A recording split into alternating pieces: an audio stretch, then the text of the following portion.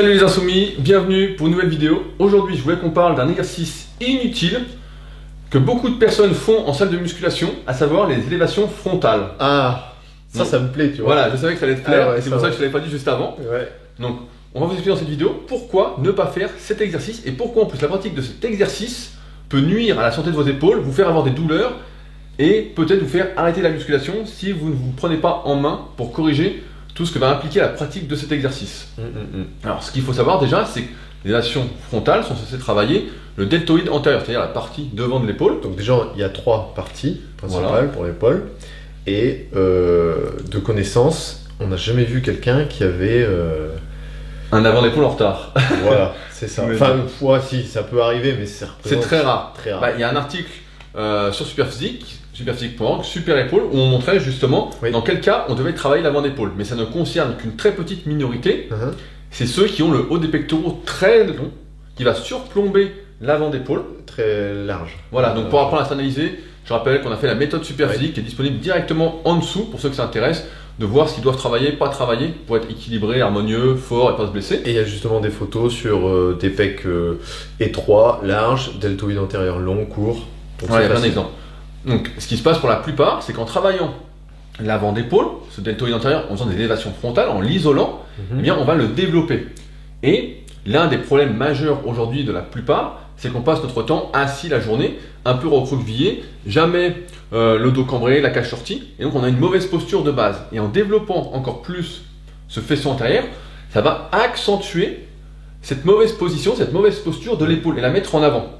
À ce sujet, on avait fait d'ailleurs la formation Super Épaule pour justement résoudre ça et expliquer ce déséquilibre, ce mauvais placement de l'épaule et à quoi il était dû. Et quand on fait des élévations frontales, eh bien, on va accentuer ce déséquilibre et avoir les épaules en avant. Et lorsqu'on a les épaules en avant, eh bien, on va avoir du mal à travailler son dos, on va plus pouvoir faire une rétraction, on va avoir du mal à travailler ses pectoraux, on va manquer de mobilité, de souplesse, on va être plus raide. C'est d'ailleurs la base, l'une des bases de la formation Super Pectoraux que j'avais fait.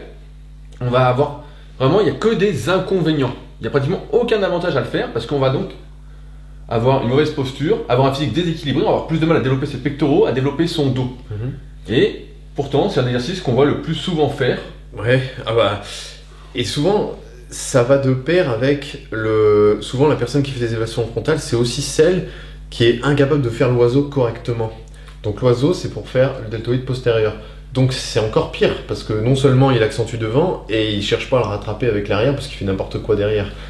D'ailleurs, je crois qu'on a parlé dans une vidéo, je ne sais plus laquelle, si elle est sortie ou pas encore, du problème de justement, c'est dans l'épisode Road to the Game sur les tractions, je crois.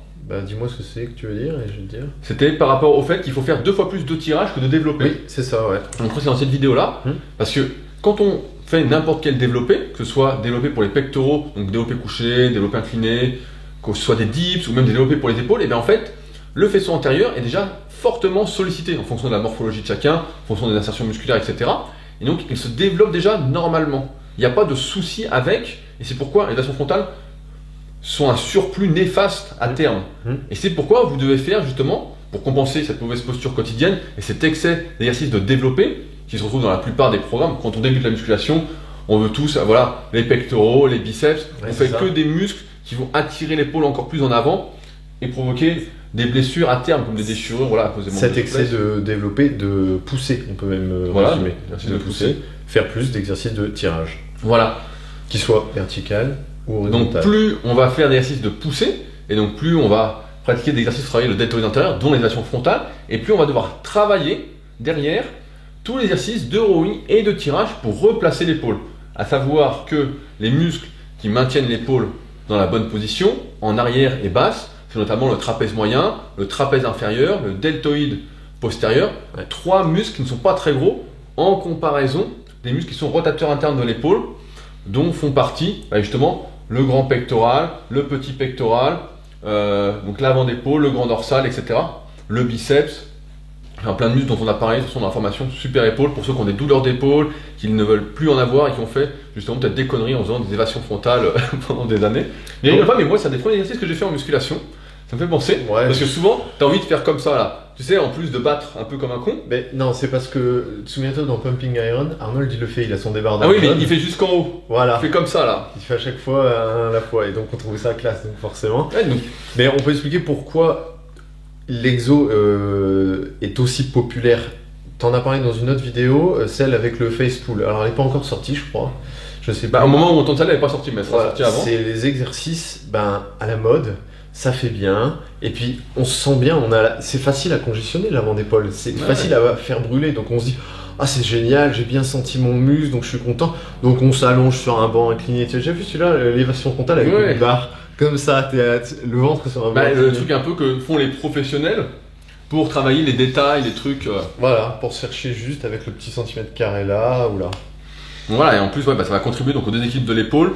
On voit rarement chez une personne naturelle quelqu'un avoir trop d'arrière d'épaule, et en travaillant donc encore une fois le deltoïde antérieur avec les élévations frontales, eh bien on va encore accentuer ce déséquilibre. Pour rappel, un bon deltoïde postérieur quand on est naturel doit être pratiquement à la même hauteur que le deltoïde antérieur quand on est de profil.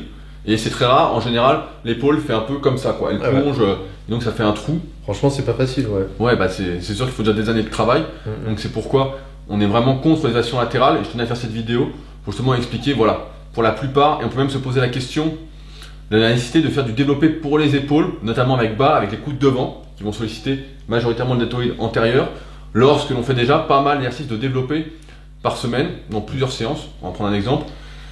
D'expérience, j'ai pu remarquer que si on faisait déjà une séance pour les pectoraux, et un peu après, dans la semaine, une séance pour les triceps avec des dips, du coucher serré, d'autres développés, et qu'on rajoutait encore du développé pour les épaules, très peu pouvaient survivre sur le moyen et long terme à des blessures au niveau des épaules. C'est simple parce que tu vois un pratiquant classique sur 4 jours, il va faire du couché et de l'incliné, c'est en spec. Il va faire des dips, du serré 2-3 jours après pour les triceps, et puis comme tu dis, un petit développé militaire, et parfois même après, il refait un deuxième développé militaire avec les haltères. Donc ça fait déjà 6 exos de poussée, et à côté de ça, il va faire quoi? Et surtout sur 3 jours, et il aura une séance d'eau dans la semaine. Voilà, et dans laquelle il va faire, allez, 2 tirages horizontaux, et puis un vertical. Ah, ça fait 3. Donc ouais, franchement... C'est sûr que ça va mal finir, donc on voit encore une fois l'importance de personnaliser son entraînement par rapport à soi, et de ne pas copier bêtement les exercices qu'on va faire partout, qui font bien pour les sensations, etc. Toutes ces conneries dont on a déjà parlé. Mais vraiment, voilà, d'adapter l'entraînement par rapport à soi. Et dans 95% des cas, c'est pour ça qu'on fait cette vidéo, de ne pas chercher à isoler le deltoïde antérieur des autres faisceaux de l'épaule, de ne pas le travailler séparément. C'est inutile et ça va vous conduire à la blessure, en fait, de ne plus pouvoir vous entraîner. Je pense qu'on n'a rien oublié. Non, ça me paraît C'était clair. un peu foutoir, mais bon, on l'a fait un peu comme ça. Ça va. C'était l'inspiration. Bon sur ce, je compte sur votre pouce bleu. N'oubliez pas l'ebook gratuit qui est toujours disponible, peut-être pas encore pour longtemps, dans la description.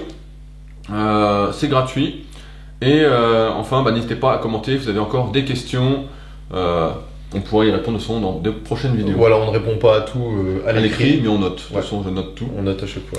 Pour y répondre en vidéo et que ça profite au plus grand nombre. Sur ce, on se retrouve bientôt entre insoumis. Salut! Salut!